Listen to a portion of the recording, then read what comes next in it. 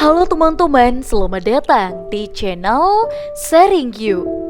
Legenda Danau Toba merupakan cerita turun-temurun yang dipercayai oleh masyarakat Batak, suku yang mendiami daerah sekitar Danau Toba. Seperti yang diketahui, Danau Toba terletak di Provinsi Sumatera Utara. Sejarah mencatat bahwa danau ini terbentuk dari letusan gunung berapi yang sangat super. Danau Toba merupakan danau terbesar di Sumatera Utara, bahkan di Indonesia. Danau ini cukup unik, pada bagian tengahnya terdapat suatu pulau bernama Pulau Samosir. Legenda Danau Toba mengisahkan tentang seorang pemuda bernama Toba yang hidup dengan istri dan anaknya.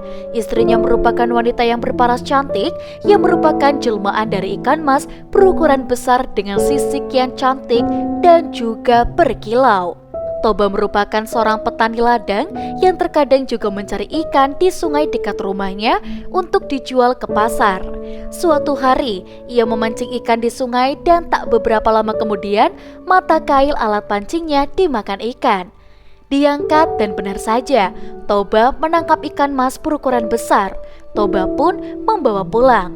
Sesampainya di rumah, tiba-tiba ikan yang ia bawa berubah menjadi seorang perempuan cantik dan berkata, "Tuan, aku adalah seseorang yang mendapat kutukan dari dewa karena melanggar aturan. Aku akan berubah menjadi apa saja ketika ada orang yang menyentuhku. Tolong Tuan, beri aku kesempatan untuk tetap tinggal." Toba yang masih tercengang pun menyetujui permintaan pertolongan perempuan cantik itu. Mereka saling berkenalan dan akhirnya Toba pun jatuh cinta kepadanya. Toba pun menikahi perempuan cantik tersebut dan ia resmi menjadi istri Toba. Kelahiran Samosir. Hari-hari dilalui mereka dengan gembira. Suatu hari sang istri hamil, ia pun menyampaikan kehamilannya kepada Toba, sang suami. Sang istri pun mengajukan syarat kepada Toba dan Toba harus mematuhi syarat tersebut. Syarat tersebut adalah bahwa apapun yang terjadi nanti ketika anak mereka lahir, Toba tidak boleh sekalipun memanggil anaknya dengan sebutan anak ikan, semarah apapun Toba kepada sang anak. Ia tidak boleh memarahi anaknya dengan menyebut asal-usul ibunya. Toba menyetujui persyaratan tersebut. Suatu hari, sang anak pun lahir. Ternyata sang istri melahirkan anak laki-laki. Toba sangat bersukacita dengan kelahiran anak pertamanya itu. Toba pun memberikan nama anaknya Samosir. Samosir tumbuh menjadi anak yang sehat, hanya saja sayangnya Samosir sedikit pemalas. Bahkan ketika dimintai tolong oleh ibunya untuk mengantar makanan ke ladang ayahnya, Samosir seringkali menolaknya. Hingga pada suatu hari, Samosir terpaksa oleh ibunya untuk mengantarkan makan siang kepada ayahnya. Dengan wajah malas dan dengan berjalan secara enggan, ia pun berangkat ke ladang. Hanya saja di tengah perjalanan, Samosir merasa sangat lapar dan ia pun memutuskan berhenti sejenak untuk memakan bekal yang dibawanya. Padahal sebenarnya bekal tersebut untuk sang ayah.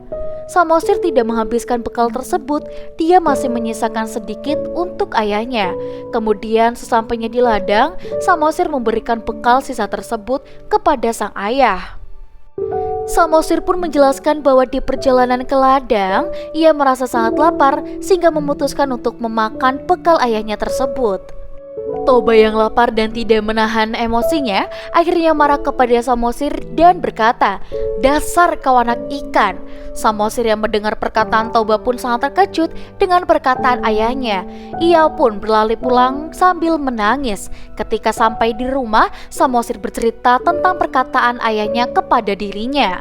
Mengetahui suaminya melanggar aturan atau syarat dari sang istri sebelum anaknya lahir, istri Toba pun sangat sedih dan kecewa. Beberapa saat kemudian, Samosir dan ibunya menghilang. Tak berselang lama, hujan deras mengguyur desa mereka hingga seluruh wilayah direndam banjir yang dahsyat, membentuk sebuah danau yang sekarang dikenal sebagai Danau Toba.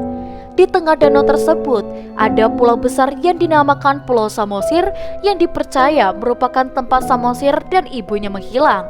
Di danau ini pula dipercaya hidup ikan emas ajaib yang merupakan jelmaan istri Toba.